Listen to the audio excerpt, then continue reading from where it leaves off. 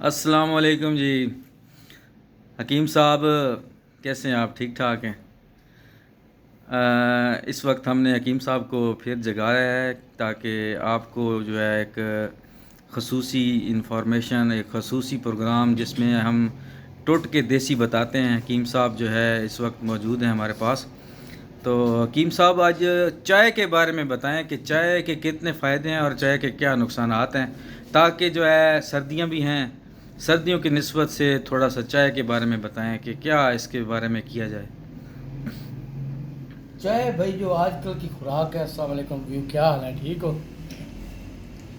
آج کل کی جو خوراک ہے نا، جو ہم گھیو وغیرہ کھاندے پے ہیں، وہ چائے اگر کوئی نہیں بھی پیندا نا تو اس میں ایک ادی یا دو چاواں پینی چاہیے، کیونکہ اس نال تہاڈی ایک خوراک دا ہضمہ اور کولیسٹرول یعنی کہ ودتا ہے جی آج کل خوراکاں آ گئی ہیں، لیکن چاہ ہے کہ اس گھٹاندی، ٹھیک ہے جی، لازمی اینا موسموں دے وچ نا ایک یا دو چائے تسیں پینی چاہیے۔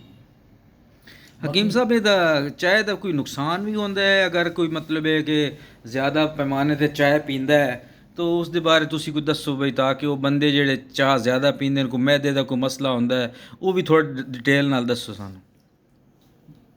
چائے تھوڑے معدے نوں ڈسہارڈ کرتی ہے، ٹھیک ہو معدے دے وچ یعنی کہ گرمی کرتی ہے، ٹھیک ہے جی، معدے یعنی کہ تیزابیت اس چیز نوں چائے ختم تو کر دیندی ہے، لیکن معدے دے وچ گرمی بھی کرتی ہے۔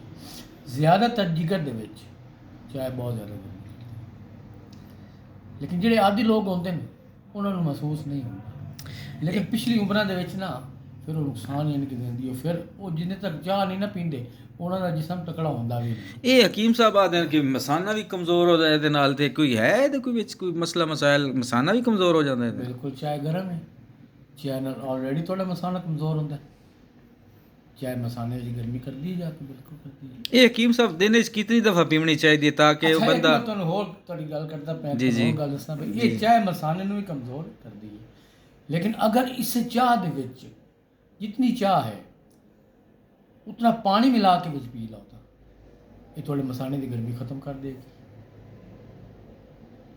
مطلب کہ تسی چائے لائیے چولہے دے اوتے لا کے جتنی یعنی کہ ادھا کپ چائے دا ہے نا، ادھا کپ وچ پانی دا پا دے، انہوں مکس کر کے پی جاؤ، وہ اس طرح کی شربت پیندے پے ہو، لیکن وہ تھوڑے مسانے کی گرمی ختم کر دے سی۔ کیا بات ہے جی، اس پتی دا فنکشن اس وقت وہ ہو سی، کیا بات ہے۔ کہ اگر تسی پانی نہ پیسو تو ویسے چائے پیسو، وہ تھوڑے مسانے کی گرمی کر سی جا کے۔ لیکن یہ ہے کہ میرا بھائی ایک دو چائے پینی چاہیے، زیادہ نہیں پینی چاہیے۔